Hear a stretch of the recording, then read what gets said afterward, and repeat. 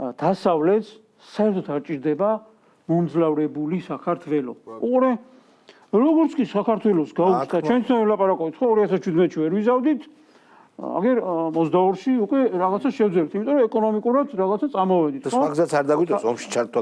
გასაგებია, ეს ერთი საკითხი, მაგრამ მოძლიერდა საქართველო ახლა და ნებისმიერი ბრძანების ტონით იტყვიან თუ რა ფორმა ხალხს უკვე ფეხებზე. აქედან ხელისუფლებას და ხალხის ეუბნება მოდი რა კი, სხვათვის ხალხი თავარი ეგ. საქმე ნახე.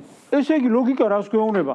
ისინი მოძლიერებულები როგორც ვერ გმართავენ. ვერა, ამაში გამორიცხულია. მაშინ შეეძლოთ სუსტები 2017-ში ანტიდისკრიმინაციული კანონი რომ მიგვაღებინეს. აი, მაშინ დასაუქმებელია ეგ. კი, მაშინ იძულებული იყო ხელისუფლება რომ მიეღო პატრიარქიც კი დაგვემდურა, მაშინ დაგვემდურა რა, ჩვენ ანუ ხელისუფლებას დაემდურა, მაშინ მაგრამ სხვა გამოსავალი არ ქონდა. ეს იყო სულ ცოტა ხნის წინ.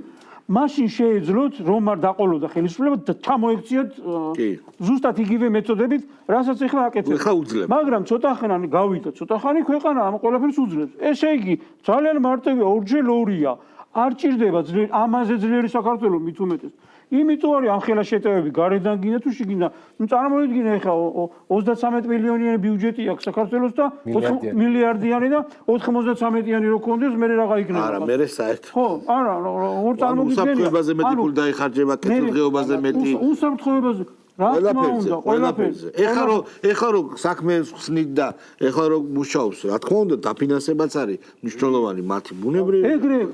ეგრე ხო, აღარ მე უყურე მოძლიერებული ქვეყანა იქ იმაში ევროკავშირში ჯერ ვინ მიგვიღებს, მაგრამ არავის არ ჭირდება გლების ხროვაში რომ შეაგდო რაღაცა. სუსტი კარგი. სუსტი ხო, გელიც რო იყო, სუსტი იმასაც შეჭამენ. რა თქმა უნდა, იქ რა გვინდა სანამ არ მოძლიერდები. ზაზა ხალხს დასაკარგი გაუშვს. ანუ შენ რო ეუნები რომ ომში არ ვერცვები, ის რო უყურებს რომ რაღაც ცოტა ხელფასი აქვს, რაღაცა წვალა. სტაბილურობა აქვს, ხო. ანუ რო ის იყოს, მე იტყვის რომ მაინც ჭიერი ვარ, მაინც ღატაკი ვარ და დაინგრეს ეს ქვეყანა. ეხა უხეშად ვარ, ეს განწყობა ექნებოდა, მაგრამ შენ რო ეხა რაღაცა აქვს, რაღაცას და უკეთესის იმედი რო აქვს და ვიღაცა რო გეუნება, მიდი იომ. პერსპექტივას ხედავს, შიდობის რაღაცას აკეთებს, კი მინდა მეტი, მაგრამ დავაცადო ეს ხო არ ხდება ერთი შენ თავაზობ ომს. ხო, და შენ ამას რო აქვს რაღაცა, მაგიტომაც ხდება შვიდობის ნარატივი, იმიტომ რომ პროლეტარს არაფერი არ დასაკარგე საკუთარი ბორკილებისგან. ხო.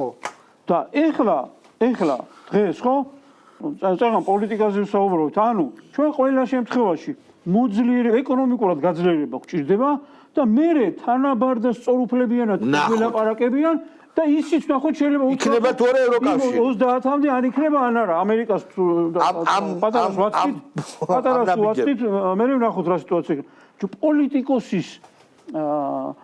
პოლიტიკოსი რატომ არა პოლიტიკა ხო არის ხელოვნება რა ხო ანუ უნდა მართო ქვეყანა და ხალხი შენი საქმე და მისია არის ეს თუ სწორად ვერ შეაფასე შენი ძალები შენი მოწინააღმდეგის ძალები ვერ შეაფასე და ისი არის მოქმედე ეს პოლიტიკასთან რა შუაშია ამას ხო ყველა გავაკეთეთ ჩვენ კედელთან დაჯახებას რა უნდა ნებისმიერ აგერ რეესტრის წარმომადგენელი მორია ეს ხალხი გაქანდებიან და კედელს ეჯახებიან ხო და ანუ საქართველოს შეაფასა თავისი შესაძლებლობა ერთი ანუ ის რომ ჩვენ ვართ კარიბჭე შევაფასეთ ჩვენი ძალებით შევაფასეთ და ძალიან მარტივია ხო რუსეთს რომ უნდა ვეომოთ მაგას რა დიდი ფილოსოფია უნდა